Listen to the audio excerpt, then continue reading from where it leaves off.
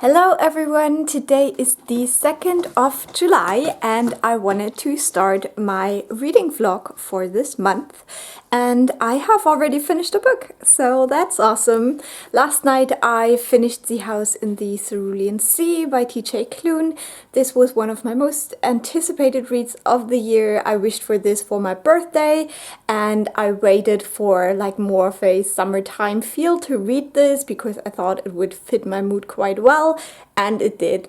I decided to give this 5 stars. I absolutely love this book and I'm so glad I finally read it. I'm also glad that I didn't rush through it.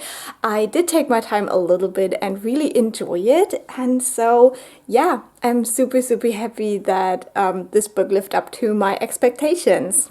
I must say I really loved everything about this book. I think that we have a very interesting main character with Linus, who is a guy that is working in an office. He's a caseworker and his job is basically to check out these different orphanages and make sure that everything is going according to plan, that all the kids are cared for, and the special thing is that all of these kids are magical. And so he's just living his life. He's not super happy with his job, but he thinks that he's doing exactly what he should be doing because he really cares for these children. And so he is sent on a mission to this one very special orphanage in the House in the Cerulean Sea that is at the cover there. And yeah, it's basically about him spending a month there trying to figure out whether this orphanage is run well. And I must say there's 6 children in this orphanage and I do have my favorites, to be honest. I did love them all. I think all of them were really interesting and very different from one another. But I think my favorites are definitely Theodore. I loved him. Delia, which really she's hilarious. I love her so much. And then Sal, which I thought was a very interesting character as well. And then I also really liked Chauncey, even though I would be scared of him, to be honest. He's just a green blob and I can't, I'm sorry. And then we have Fee, which I think could have been explored a little bit more, and obviously Lucy, which I think is one of the children that people talk about the most in this book. Yeah, I don't know, Lucy was just not my kind of character. I think he's cute, but I love the other children way more. So yeah, I loved all about it. The ending was just so heartwarming, and yeah, I cheered, I cried, I loved it. 5 stars. Apart from that, I'm currently reading an audiobook. I don't have a lot of that left. I think about 2.5 hours maybe. And that is A Chorus Rises by Bethany C. Morrow. This is the 2nd book following A Song Below Water. And I listened to that last year and really liked it. So I thought I'd give the series another go. And I must say that in some regards, I think I like A Chorus Rises even more. I think I do prefer Naima as a main character. I think she's a little bit more what I like to read in especially teenage characters, because she's very ambitious. She is very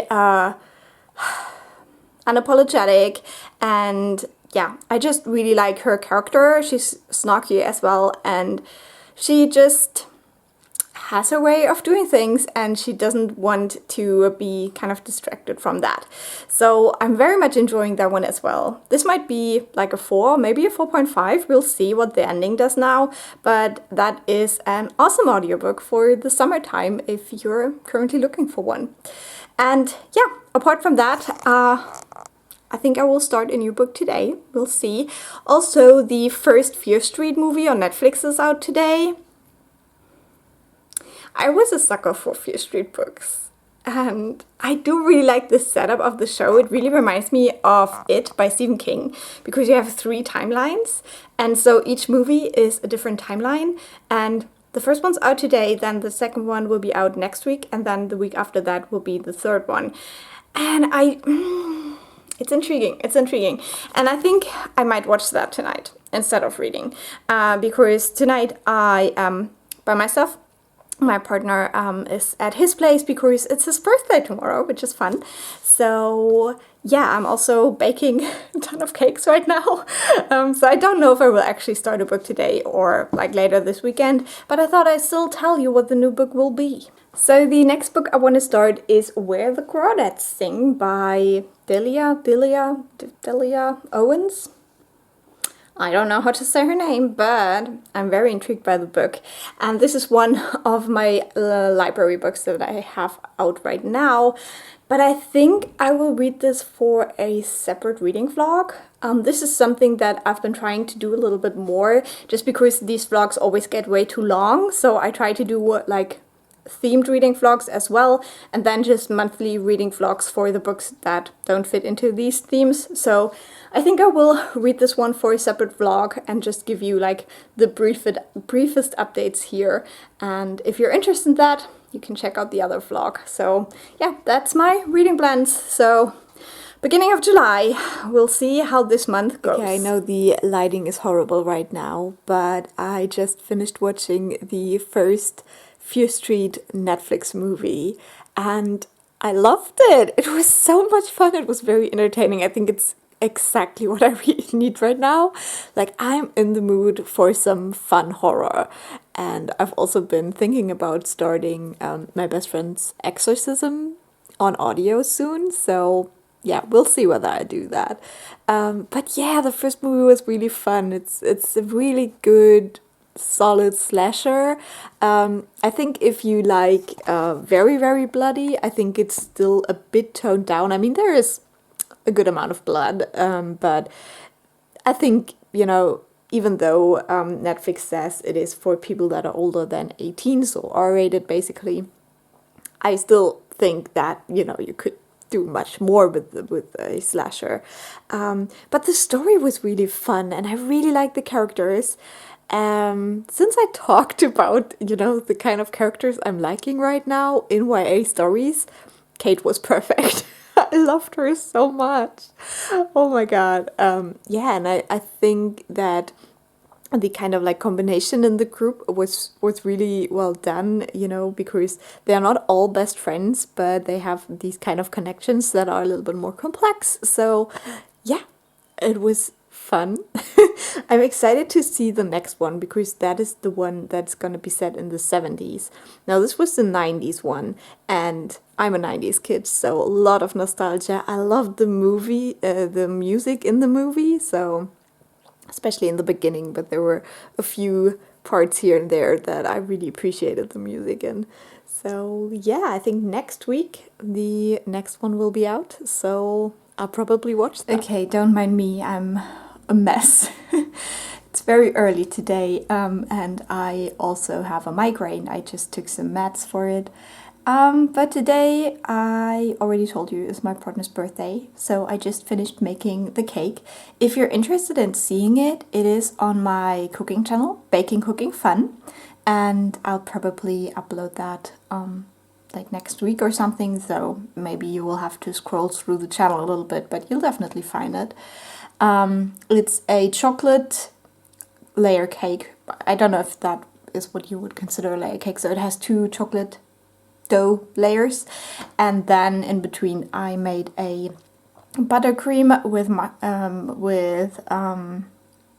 custard words and strawberries. So yeah, I'm quite proud of it. I also made another like little bit lighter cake because it is summer and stuff. But yeah, the cakes are done now. Migraine is strong. But while preparing the last little bits of the cakes, I finished my audiobook, which is A Chorus Rises by Bethany C. Morrow. And I really, really enjoyed the ending. I do officially like this one more than the first one. I think I'm gonna give it 4.5 stars, which is even a little bit surprising to me because I didn't think I would like it more. I thought it would be like equally good, but I really think that, yeah, just Naima has so much more of character growth, and as I said, I do like these kind of more ambitious, kind of like Slytherin characters. I love reading about them. I love seeing such characters in TV shows and everything. So yeah, I had a ton of fun with the audiobook. I would highly recommend it. I think it's a very good story about kind of like privilege, but in a way that, you know, Naima, because she's a loco, she has been privileged, but there was a cost basically, because she's still a black girl, and obviously being a black girl in America is still like hard. You know, it's one of the groups that is usually overlooked and not credited for what they're doing, and black women are behind a lot of, you know, important social movements that we see today, but they're usually not referenced, so we forget about it. Similar as with like trans women who did a lot for the LGBT communities and stuff like that. So yeah, Naima is kind of struggling to come to terms with, you know, her kind of slogan is Iloko first, but then she realized that maybe she can't detach being Iloko from being a black girl, and she's kind of struggling with that and what her magic actually is and stuff like that. And I, as I said, really like the ending. I think it was such a clever choice, and I'm intrigued to see whether there will be another book in this world. I think there are a ton of interesting characters. I think the only thing that I didn't really like about this book was the like villain character. I mean, this is a contemporary with a little bit of magic, so I don't expect like a super crazy villain, but I felt like it could have been maybe fleshed out a little bit more. I don't know. I guess it makes sense, but I just felt like, yeah, I just felt like the actions of the villain character were a little bit over the top at the end. Like, I thought it was pretty obvious what's going on and her intentions and stuff like that for the most part, but then right at the end it kind of just like spirals somewhere, and I'm like, I don't really see her angle on that one anymore. But yeah, I thought maybe if that would have been dealt with a little bit more, explained a little bit more, maybe I would have believed it a little bit more. So, okay, I'm gonna end this because I have to head out and go to my partner's to have a brunch, which I'm not a brunch girl. I already had breakfast because I always have to eat right when I get up. So, yeah, I'm a little bit put on the spot now because I haven't even figured out what my next audiobook will be, because I didn't think I would finish it, and then I just really felt in the mood this morning and listened to everything. So I'll figure out what my next audiobook will be, and I'll let you know when I start it.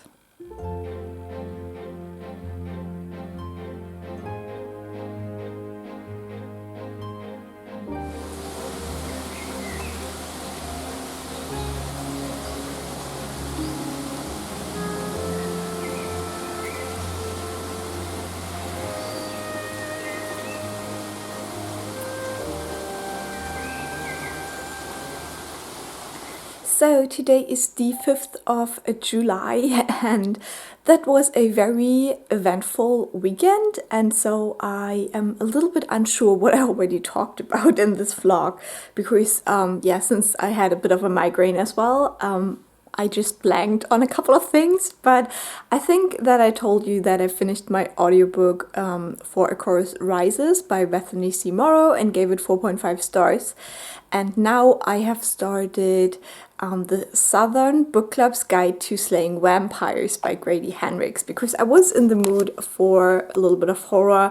I think I also talked about the Fear Street movie in an update. So yeah, that's the audiobook that I went for. I want a horror that is entertaining, and I think I found just that. So far I'm really liking the book. I have 10 hours left of the audiobook, so still a way to go. I'm not quite a third through it. But this morning I listened to the kind of background story that Miss Mary tells. I don't want to spoil anything, but that was such a kind of like haunting... Oh, I have cat hair on my chin. Such a haunting, very emotional part that I did not see coming. Like, I was actually crying. I usually listen to my audiobook when I'm, you know, getting ready in the morning, so I was in my bathroom crying because of this book, which I did not expect. And I think the reason why this is so tragic is because it's very real. It's something that happened probably so many times, like thousands of times in the US and probably elsewhere too. But yeah, it was just so harrowing to listen to this, and yeah, I'm kind of glad that it's in there. It gives the book also a little bit of like gravitas, and I feel like telling a book about the southern states in America without something like that would feel a little bit lacking. So yeah, but definitely a very haunting part and something that will definitely stick in my mind. Apart from that, it's a really fun read, and I really like the atmosphere. I do like the main character, Patricia. She is a little bit clueless, but that makes her cute as well, and I like following her. And yeah, I just really liked the author's note in the beginning as well, where he's like, he wanted to put Dracula against his mother. And that kind of the odds are very unfair. So yeah, I'm really enjoying the book, and I'll keep you updated. So today is the 7th of July. I have basically one more day till I get my hair cut, which is amazing. And I listened to a little bit more of what's called the Southern Bookclub's Guide to Slaying Vampires. That's such a mouthful. But just gonna say, the rats. Are you serious? Like, oh my god, that was gross. That was definitely gross. Definitely nightmare material, and I listened to it right before going to bed last night, which was amazing. But yeah, I am enjoying this book. I think that Grady Hendrix books seem to be a little bit more gross, and really just gross, than I expect them to be, which I don't have a problem with, because, you know, it is horror. You want to feel uncomfortable at some points during the story. But yeah, it kind of took me by surprise. I really didn't expect it to be that gross that early on. But I do like the kind of build-up of the story, because I think that it was not a coincidence that it was that night. So yeah, I also listen to a little bit more now, and they're kind of starting to piece together the evidence, or at least the main character is, but so far nobody really believes her. And I must say, I find it quite intriguing how race is woven into this story, because that's also something that I didn't quite expect, but that I think makes total sense. Yeah, basically now we have the kind of setup that it's not the white kids disappearing, but the black kids from a community that is a little bit farther off, and the main character just learned about that, and I think that it makes totally sense. Like, I mean, I don't consider this a spoiler, because you obviously know that this is, you know, vampire book. It says so, like, everywhere. And if you would be a vampire, I think it totally makes sense to attack communities that are not well protected. So yeah. Also, I dropped my camera, and I just see that it seems to be a little bit damaged, so I hope that it's still recording fine. We'll see. But yeah, I'm enjoying the book. I will keep listening to it, and I will tell you more about it.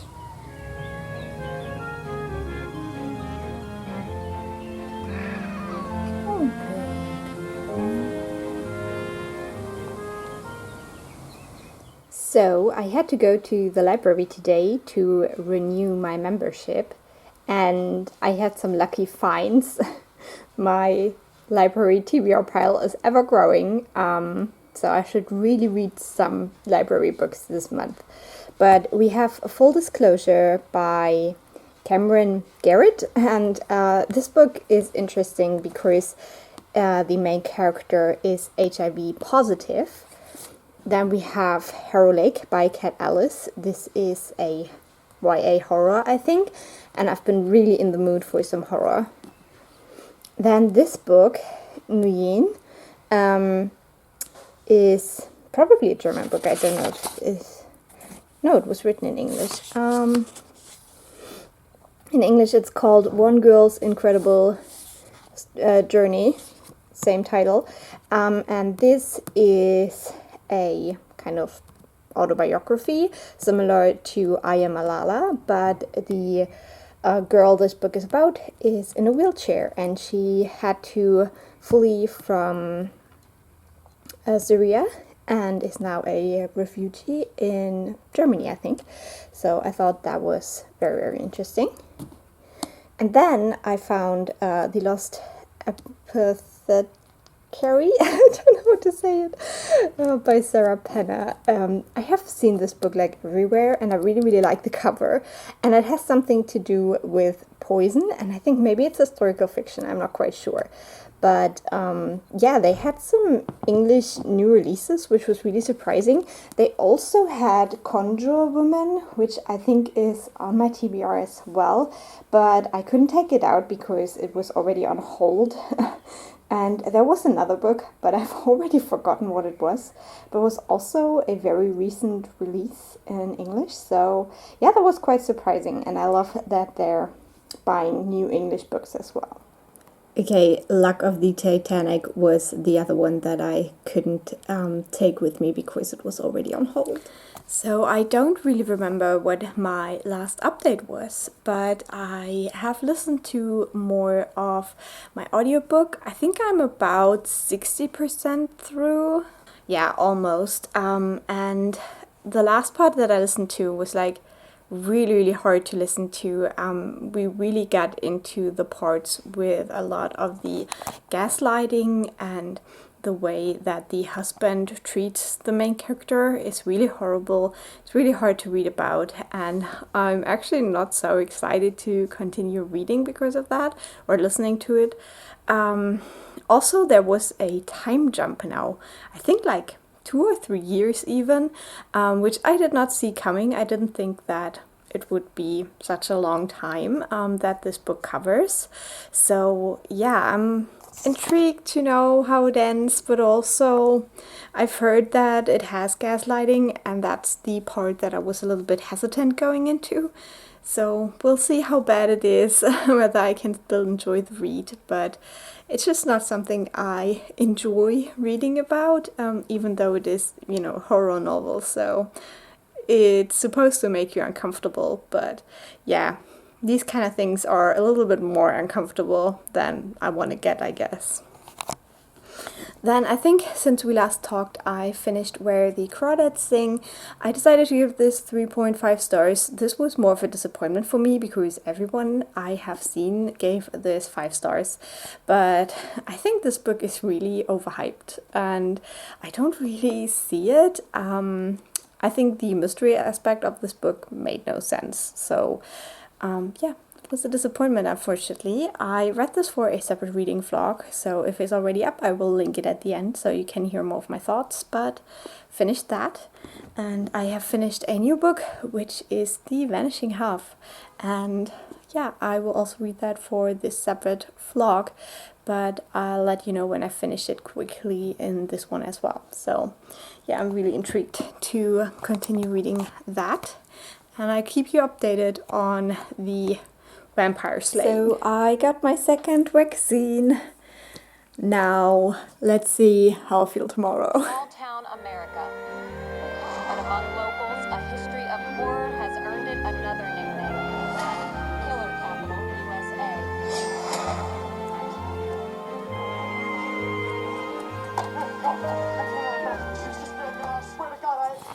So I just finished the second Fear Street movie, and again, I had so much fun. I really, really like these movies. I loved watching horror when I was younger, but by now I feel like I'm a little bit too scared of the world. But you know, like entertaining, fun horrors are totally my jam. So I really liked this one. I had a good time. I think that it was a very good mixture of the kind of slasher fun that you get in the first book, but then also a little bit more serious, a few more hints on what's going on. I feel like that there were definitely important themes in there as well, like the sister relationship. And yeah, it was just really sad at the end, which is not something you expect from a horror. But yeah, don't know how I feel about the sheriff though. Like,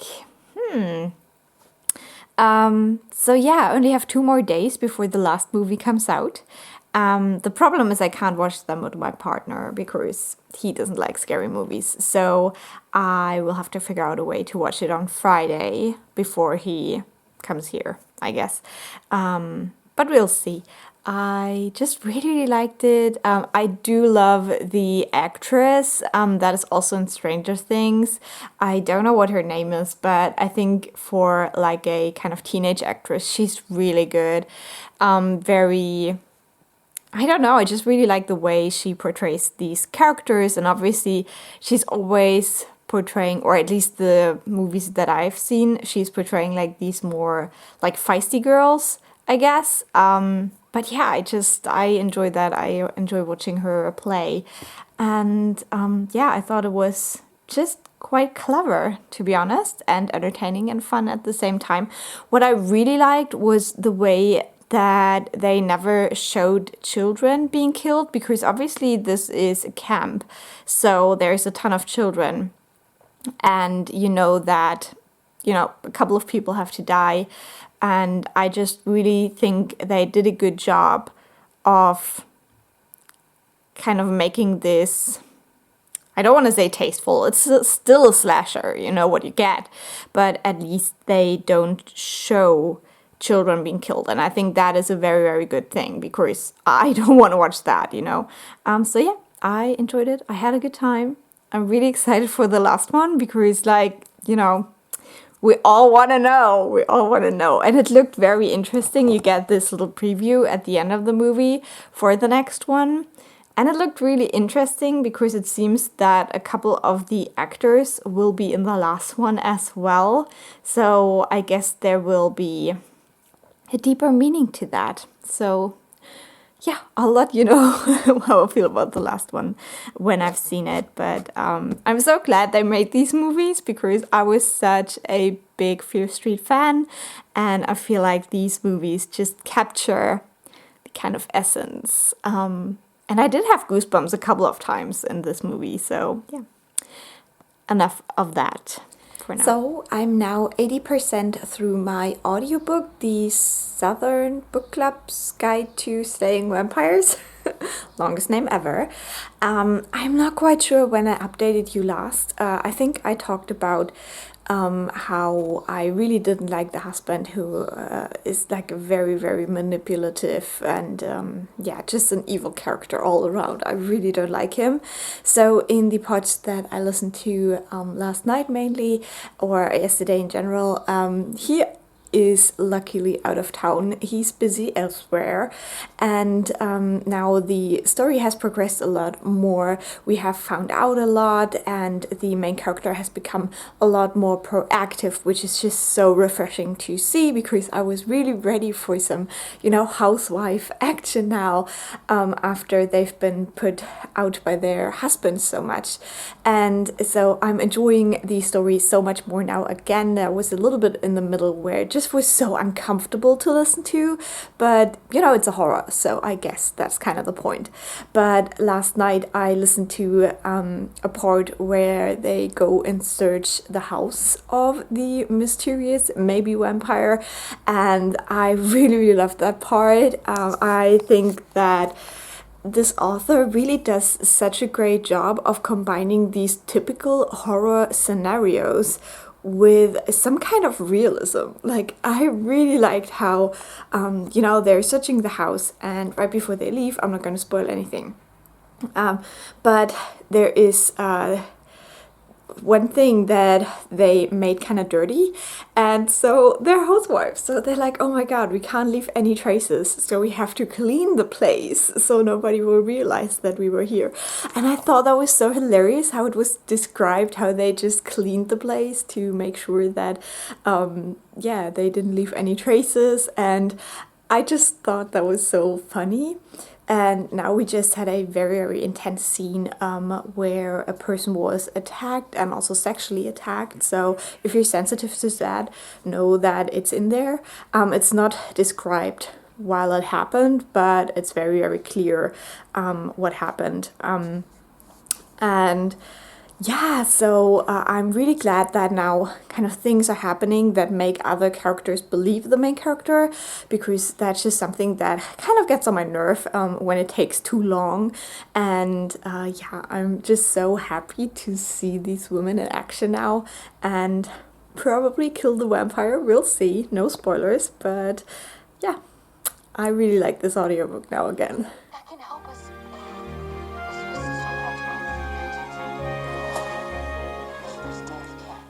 So I just watched the last Fear Street movie, 1666, and it was so good. It was so good, you guys. I cried. I cried. So the first half of the movie is set in 1666, and we follow the story of the witch. And then the second half of the movie goes back to 1994, and we see how the whole story ends. And I really like the 1666 part. I really like the atmosphere. I really like that, you know, it wasn't the monsters who were evil, but people. And yeah, I just think it is such a good and probably realistic story of a witch hunt. So yeah, I really liked it. Also, I had a theory what was like really going on, and my theory was correct, which is always fun. But it also means that, you know, it's not like super original. It's not like you can't see it coming. And I think I was still surprised, kind of like who the evil character in the end was. Just like the main concept was very obvious. Then we go back, and I cried at the end of that 1666 part. It was just so sad. It was so sad. And then we go back to 1994, and that last half definitely feels like the first movie again. You have the same characters, and they are trying to stop this once and for all. So I really like that part as well, but obviously then it's kind of like the mystery is gone. You know who the evil person is and who needs to be stopped. And I just like how they always have these plans and then something happens and their plans just never quite work out, which is, I guess, a normal thing in horror. But it's just, I like the way it was portrayed here. And yeah, what I also really liked is that there were quite a few plot holes in the second movie that totally makes sense once you watch the last one. So that's great as well, because like one thing was really bothering me, but it totally makes sense when you know the whole story basically. So yeah, I had so much fun with these movies. I really hope you go watch them if you're, you know, if you're a Street fan like me. It was just so good, just so entertaining, you know, not too scary, because, you know, if it gets too scary, sometimes it's a little bit too much for me. So, yeah, really enjoyed that, and I wanted to let you know. Okay, so I just finished my audiobook, The Southern Book Club's Guide to Slaying Vampires. I had a lot of fun with the ending. It was really, really good. I think overall I would give this book around 4.5 stars, like between 4 and 4.5. I feel like in the middle there were a couple of things that surprised me and that I didn't love, but overall this book was a really fun look at this idea of a vampire arriving in one of those like suburban towns and how the housewives there deal with it. And yeah, I just really liked the idea of it, and I really liked The way it was executed, I always loved these little parts where they had to clean up after themselves after doing something quite traumatic, and just the way they acted was like very, you know, focused and very strategic, and they always had a plan. And yeah, I just really like that. I also like the kind of ideas that were in there, like for example with the way that the black communities were the ones that suffered the most, because the vampire knew that these would be the people that no one looks after and that the authorities don't really care about. If they go there and say that their children are missing, the police will just say that they were runaways and they will not really look for these kids. So it was very easy for the vampire to kind of prey on these communities, and I think that is just you know, an idea that is very much rooted in the way that, you know, the world works in real life. And then also the way, just the gender dynamics worked was portrayed really well. It was very hard to read because obviously there's a lot of sexism in there. But yeah, I think the ending kind of shows who the kind of weak sex really is, if you want to say like that. So yeah, I really enjoyed it. I had fun with it. It's also funny because I think this week the next book of the author came out, which is something with Final Girls, or The Final Girl. I don't remember the title exactly, but yeah, I thought it was quite funny that it just released this week. I don't know which audiobook I will start next. Right now it's the weekend, so I think tomorrow I won't need an audiobook, but probably on Monday I will choose a new one and I'll let you know. I think for now my little horror phase is over, and I think I will either read a fantasy or a contemporary. But then yesterday I also started reading City of Girls by Elizabeth Gilbert, and I will read this for a separate vlog. Surprise.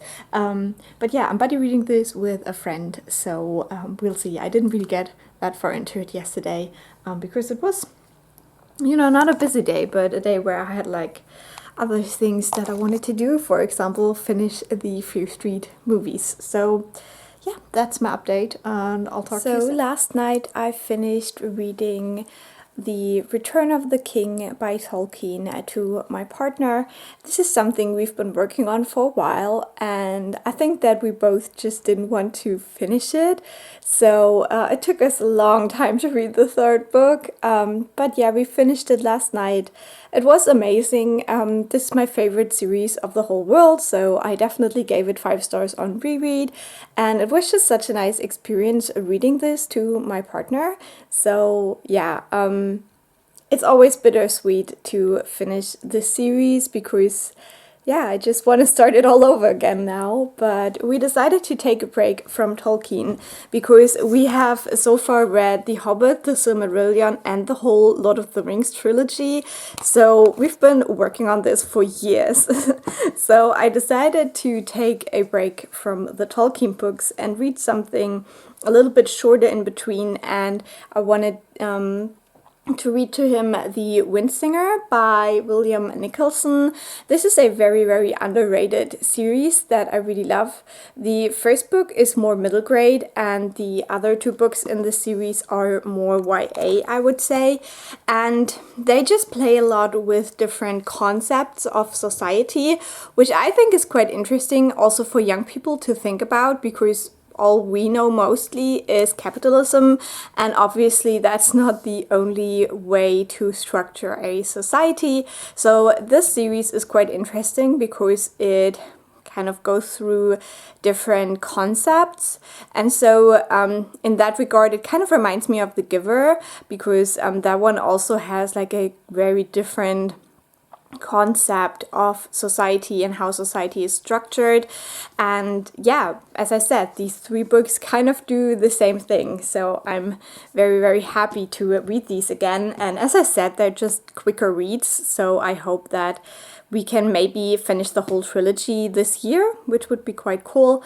Obviously we're not reading every day, so it always takes us a while, but it's just a nice activity, you know, to share. So that's what I wanted to mention. So I thought I'd talk to you about my new audiobook. I decided to start Honey Girl by, I think, Morgan Rogers. And this is an interesting one. Now, this book has quite a fun premise, but that's not really what pulled me in. But what really intrigued me about the book is that the main character is in her late 20s and she just finished her PhD in astronomy. And it's very hard if you're like in this like late 20s, early 30s age and you are still working on, you know, your kind of educational achievements like a PhD. It's kind of hard to find books that deal with that. And since I just turned 30 and I hope that I will finish my PhD in the next 12 months, I'm really intrigued by this, so I thought I'd pick it up even though I'm not a romance reader, and I think that this book will turn out to be a romance. I'm not quite sure, but yeah, we basically follow, I think, a 27 or 28-year-old girl who just finished her PhD in astronomy, and to celebrate that, she goes to Vegas and she marries a girl there and she doesn't really remember a lot about it. And the next morning she wakes up in a hotel room and the girl is gone, but she left a little note that she's a radio host, that she has her own radio show, something like that.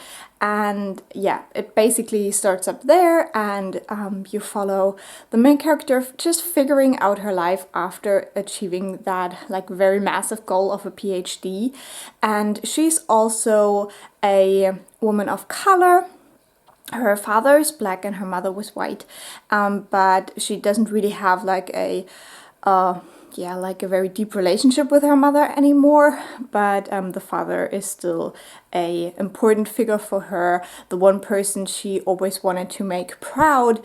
And now that she has the PhD and he still doesn't seem to be like super proud of her, she kind of struggles with that, and then also with the question of what comes next after something huge like that. So yeah, I think the setup sounds very intriguing. It's also sapphic, which I'm always interested in reading more. So we'll see. So far I am having fun with this story. I think I'm about 2 hours in. But what I struggled with in the beginning is the narrator. I think she pronounces words that have some kind of a sh loud. That was German, a sh noise kind of. She pronounces them a little bit odd, and since, you know, English is not my first language, sometimes, you know, I have a hard time when people pronounce things a little bit peculiar. So yeah, I struggled a little bit with getting into it, and I would recommend if you want to listen to the audiobook that you listen to a couple of voice samples from the narrator. She has her own website where you can do that, so you can see whether, you know, it irritates you or whether it's fine. Apart from that, I still feel like the audiobook wasn't the best choice for this because there are a couple of things that I just felt were confusing. I still have a little bit of a hard time following the narrative, and I feel like this is a book that probably I should have picked up in a physical or ebook format so I can reread sentences that I don't quite get. But yeah, now I have the audiobook. I think I'm gonna stick to it. I think usually this is something that I struggled with in the beginning, and in this story you get like a ton of characters right at the start and you don't really know who they are, and now it's like slowly revealed throughout the first couple of chapters what the kind of relationships are, but some of them I still haven't quite figured out. So yeah, but I'm enjoying it, and I hope that it gets a little bit more into the like romancy bit where she probably will go find the girl. So we'll see, I keep you updated. So I wanted to quickly update you on my audiobook Honey Girl. I now have 7 hours left to listen to, so I've made my way into the story a little bit more, and it's really growing on me. I must say that the kind of discussion all about, you know, starting your career and then also the expectations of parents and just like this pressure we all, probably not we all, but some of us feel all the time to do the best and be the best. That's just a very, very interesting discussion to me, because I try to be more mindful of my needs and not only, push myself to the limits all the time, even though right now I'm definitely at my limit and I definitely need a couple of days off soon. But I think it's just very interesting. It's kind of feels like a little bit of a millennial kind of thing, but I just think that times have changed and we're not only, working all the time anymore. We want other things from life, and this book kind of captures that. But then also the expectations of the main character's father, who wants her to be definitely the best and never slacking, never stopping. And yeah, I think it's very interesting. Also, sometimes a little bit of a punch to the gut. There were definitely some sentences that I've heard growing up, because my parents got divorced very early when I was just like 7, I think. So over the years, you collect all these nice sentences from your parents comparing you to the ex-spouse on both sides, and never seeing it as a compliment. So if you're sensitive to that, maybe stay away from the book. Also, there is some self-harm in the book, so if that is triggering to you, I would recommend maybe not reading it, because it pops up again and again. It's not like something that is mentioned once. It is a very constant thing that happens throughout the book. So yeah, I really enjoyed it. I really like it. I'm glad that I finally picked it up. And now I'm gonna go to work and work on my PhD. See you soon.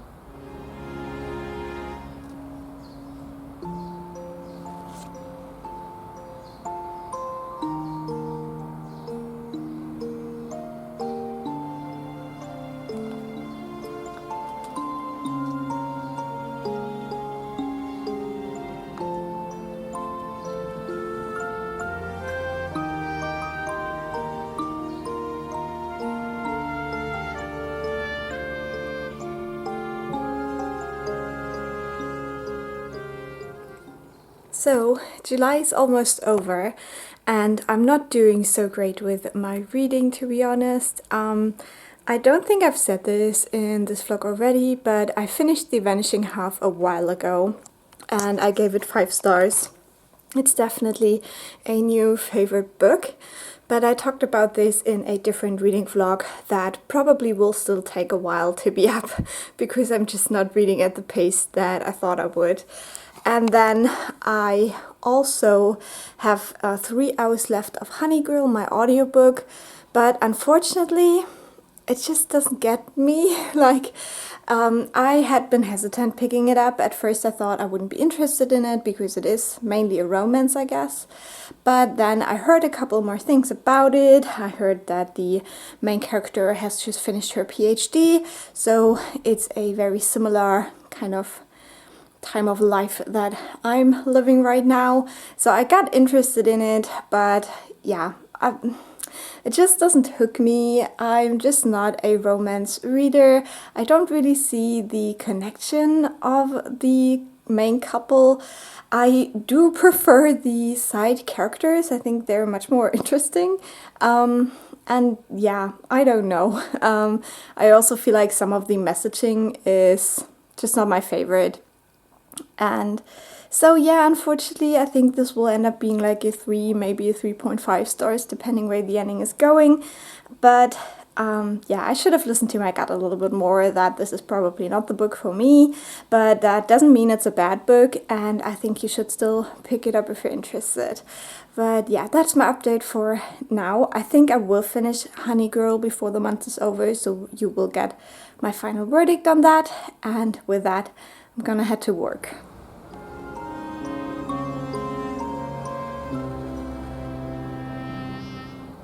So July is officially over, and because of a lovely migraine that I had, I did not finish the 2 books that I was reading, so I still had 2 chapters in City of Girls, and I also had 1 hour left in my audiobook what's it called? Honey Girl. So I didn't finish these. I will finish them now in the beginning of August, so you will hear more about that in my August wrap up.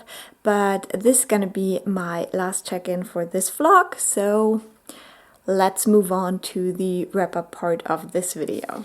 Okay, so it's time for the wrap-up part of this video. So the first book that I finished in July was The House in the Cerulean Sea. I didn't have too many pages of that left, but you know, I finished it in the first day of the month, so this was a 5-star read for me. I very much enjoyed it. I don't think there's a lot I can say about this book that wasn't said before, because this was really hyped last year and a lot of people are still reading it. So this basically follows a guy called Linus, and he works for an organization who is basically checking out these orphanages for magical children, making sure that everything's all right there. And so Linus really likes his job. He likes having to do with people, but he's also in a very bad environment. He's very lonely and his boss is really mean. So one day he suddenly gets this really secret, top secret assignment. And he has to go to the House in the Cerulean Sea, which is an orphanage which houses some of the most dangerous magical children that there are. And this is a very cozy story. It's kind of a love story, but more on a slow burn, kind of in the background level. And it's a male romance, and yeah, it was just wonderful and such feel-good vibes. I really liked it. I also got my partner to listen to the audiobook and he loved it as well. Then the next book I finished was A Chorus Rises by Bethany C. Morrow. I listened to that one on audio, and it is a companion novel / sequel to A Song Below Water, which I listened to last year. In the second installment, we're following Naima, who is kind of the mean girl in the first book. She's definitely a bully in the first one, so it was an interesting choice to focus this second book on her. But we've all seen what happened to her at the end of the first book, and so this second book deals with her dealing with that. I don't want to spoil anything, just in case you haven't read the first book yet, but there is something very traumatic happening at the end for Naima, which changes her whole perspective on life. Naima is a Iloko because this is kind of like an urban fantasy series. You have like very normal, everyday stuff like we're living in today as well, but then there's like all these kind of magical creatures that everyone knows exists, so that's why I would say it's more of an urban fantasy. And Naima is an Iloko, and they have a very kind of special magic, but nobody really knows what it is exactly. They're just very charming, and they have this little like necklace thing that they can use to produce a tune that is very pleasant to everyone. And yeah, so this book really focuses on Naima trying to figure out what it means to be an Iloko. She has been a Portland famous Iloko for a very long time, but now her fame has kind of turned around on her, and she's become kind of a persona non grata, and so she leaves Portland to figure all of that out, and we follow her. And I loved this book. I even liked it more than the first book. I gave it 4.5 stars, mainly because I loved Naima as a character. I really like reading about characters like her because she's very unapologetic. She knows what she wants and how to get it, and she's also used to getting what she wants and kind of has to struggle with the concept that that's not always the case. And I just really like that kind of character in YA books because, yeah, I feel like girls should be, you know, empowered like that, and also learn their own kind of limits and when what they want is going to hurt others and stuff like that. So I think that's very interesting themes, and as I said, I really like this book. I don't want to spoil too much because of the whole setup of the first one, but yeah, I also think you shouldn't read this one without reading A Song Below Water first. Then next I finished Where the Crawdads Sing by Delia Owens, and this is a book that has been everywhere. It has been super hyped, but apart from that I had no idea what this is actually about, and I think that is the reason why this was a big disappointment for me. Now I think this is kind of a coming of age story slash kind of a nature writing book. So if that sounds interesting to you, I think you will enjoy it. But if you read the back of the book and you think that this is a mystery, don't read it, because that part is so bad. It's just so bad. It doesn't make sense at all. So basically in this book we follow a girl who is by her town called the Marsh Girl, and she had a family with many siblings, and one day her mother leaves because her father is very abusive. So trigger warning for any kind of abuse, physical, emotional, in the family. And so her mother leaves, and she is the youngest sibling. So one after another, all of her older siblings are leaving as well, until this girl, what's her name? Kaya, I think. Until she's left with her father, who, as I said, is quite abusive. He's also an alcoholic, and he doesn't really take care of her. And then we follow her kind of growing up in that circumstance in this marshland. And as I said, the nature writing is beautiful. I think if you're interested in like coming of age stories, especially in such a unique environment, in isolation like that, this would be interesting as well. But everything that has to do with the case was just bad. It was just bad.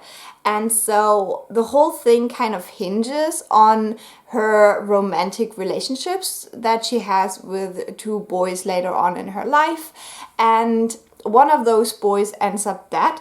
And because of like the stigmatization, stuff like that, the people in town think that she did it. And then in the like before the end, we get a little part that is suddenly then a court drama where we follow the court proceedings. And that's where things stopped making sense. Like, honestly, the ending was not great, in my opinion. I think that, yeah, it just didn't make any sense. It was so out of character, and it was like, I don't want to spoil it, but it basically was like one character turned into a superhuman and did things that were not in their capacity. Yeah, no, this was so disappointing. The writing style is gorgeous, and as I said, if you don't care for the mystery, but you're here for anything else, you probably like this. I gave it 3.5 stars because it was still like beautifully written, but yeah, I didn't really get out of it what I wanted to get. Then I finished my next audiobook, which was The Southern Book Club's Guide to Slaying Vampires by Grady Hendrix. I had read Horror Store by Grady Hendrix last October, and I was really in the mood for horror in July. I also watched the Fear Street movies, which were great. And so, yeah, I was just feeling a little bit more like a summer horror. So this seemed perfect. This is a book that follows a book club of 4 or 5 women, I'm not quite sure anymore, that live in the south of America, and a new guy moves into their neighborhood. I think this is set in the 90s, but I could be wrong, like 80s or 90s, something like that. And this new guy moves into this like suburban area where they have their book club, and it's a very tight-knit community and stuff like that.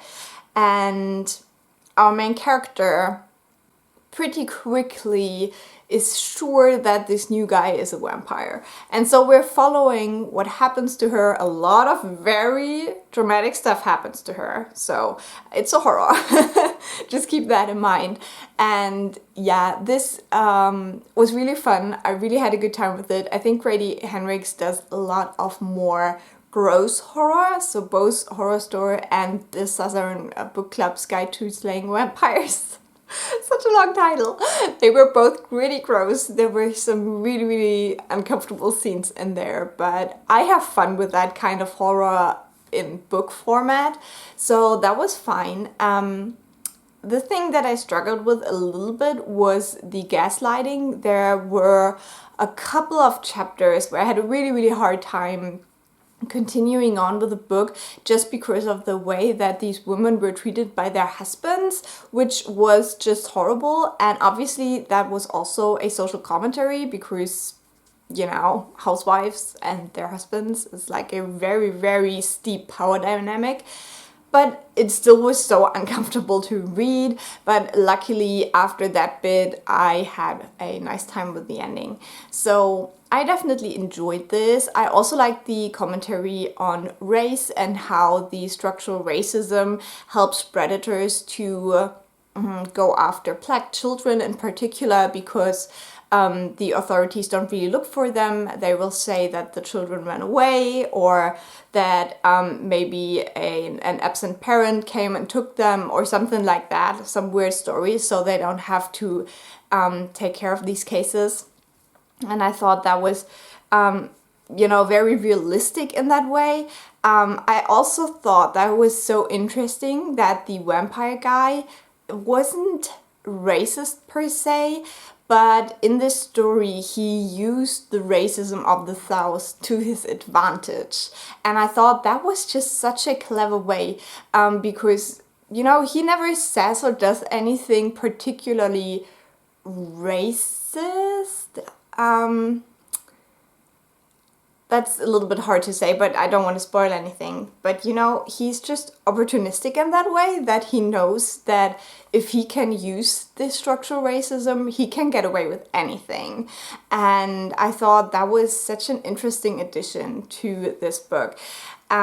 You could probably argue about how the black characters are treated in this book and stuff, but I just felt like for the 90s it was very realistic, and I also really liked that the main character was called out for her bullshit a lot in this book. So yeah, overall I really, really enjoyed this. I had a good time and I gave it 4.5 stars. Then I also finally finished my month-long rereading of The Return of the King by Tolkien. I read this to my partner, and even though this is not a big book, I think we were both a little bit afraid of having it, or it being over basically, so we never read the last part. So it took us a while, like it took us like over half a year to read this together, but we did it. 5 stars on reread. This is my favorite series and I will always be the biggest Tolkien stan, so yeah, I love it. And then I have one more book to talk about, and it was a 5-star book as well, so let's talk about The Vanishing Half by Brit Bennett. This book, you guys, was so good. I fell in love with it. I fell in love with it immediately. I think the writing style is so perfect, and that beginning scenario where Desiree, I don't know how you say that in English, where she's returning to her hometown of Mallard or something like that, and the way this was described, how everyone gathered in the diner and later on everybody would say they were there, so they would have realized all of that firsthand, kind of. It was really, really fun. I really liked that kind of opening scene. It just created such a cool, not atmosphere, but just such a cool vibe for the book, and I just loved everything about this book. The writing style was awesome. I loved the characters. They were so intriguing. And I also really liked the way the different timelines were managed throughout the book. And yeah, it was just perfect. It was basically perfect. So let me tell you what this is about. So basically, this follows 2 twin sisters, Desiree and Stella. And they are from Mallard, and this town is very, very weird because they all try to be as light as possible, even though they're technically all black. So this is a book about colorism for one, and so both Stella and Desiree are very, very light-skinned, but they have black ancestors, and they are treated by the outside world like black people. So one day they decide to run away together to a bigger city, and in that city they split ways, and Desiree later on marries a very dark-skinned man and has a child with him, and Stella passes as white and marries a white man and then has again a child with him. And so we follow the twin sisters and also a little bit of their mother, and we follow the two daughters. One is then very, very light-skinned and grows up basically white, and the other one having the dark skin, living again with her mother in this town that is, you know, what is the adjective to it? Who celebrates the colorism basically. So she never fits in there because she is so dark and all the other kids are very light, and her darkness is seen as something inferior. So we then follow those girls also growing up and becoming like adults basically. And I just, as I said, I loved everything about this. I think the discussions in here are so interesting, especially how it deals with family, because as I said, you follow these 3 generations of women who all had very different fates basically, because yeah, the mother of the twins having to be a single mom for a very long time and trying to take care of them, but not really succeeding because she is treated as a black woman. And then Desiree, who has to leave her husband because he's violent and has to take her dark-skinned daughter back to this town that she always wanted to escape from. And then Stella obviously living this big lie and leaving all of her family behind. And as I said, then the daughters, where one daughter grows up knowing where she comes from but not fitting into that, and the other daughter not knowing at all what her heritage is and kind of feeling that there is a secret, that there is a lie in her life. So yeah, I thought that was so interesting how these women were portrayed and what it did to their lives. And yeah, it was just so great.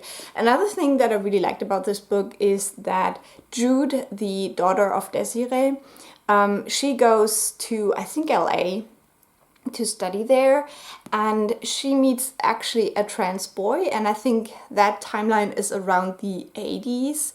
So I also really like the exploration of that, how transness worked during that time, basically, what options there were. And also really liked later on seeing other characters think about that trans character not knowing that they're trans.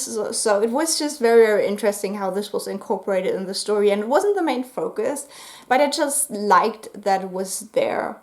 So yeah, as I said, perfect book, and I'm very glad that I listened to the hype and finally read it. So yeah, this year I'm doing so good. I have read so many 5-star books already, and I'm very proud of myself because I'm becoming really good at choosing my books. So yeah, that would be that. I hope you enjoyed this. I hope you had a great time listening to me ramble on. So if you did, leave a like or a nice comment. I always appreciate those.